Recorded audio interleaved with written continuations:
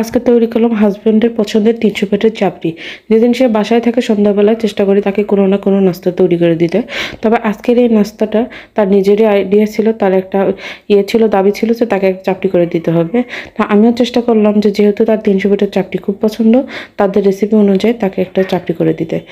এখানে আমি আমার মতো করে অ্যাড করছি ধনিয়া পাতা আর শলুক পাতা, তবে এটা আপনারা চাইলে নাও দিতে পারেন। ৩০০ পেটা চাপড়িয়ে কিন্তু ধনিয়া পাতা শলুক পাতা কোনো কিছু ব্যবহার করে না। ওরা যেরকম পাতলা পাতলা করে মোচমোচা করে করে, আমিও ঠিক সেরকমভাবে করার জন্য পাতলা করে কড়াইয়ের মধ্যে দিয়ে দিলাম আর সামান্য একটু তেল দিয়ে দিলাম যেন আমি সহজে এটা তুলতে পারি। তারপর এটা ঢাকনা দিয়ে বেশ কিছুক্ষণ জাল করতে হবে। এটা বেশিক্ষণ জাল না করলে, জাল যদি কম হয় তাহলে কিন্তু এটা উঠবে না, ভেঙে যাবে। যেহেতু আমার এটা জালটা দেখেন একদম পারফেক্ট হয়েছে, এটা সুন্দরভাবে আমি এটাকে তুলে ফেললাম।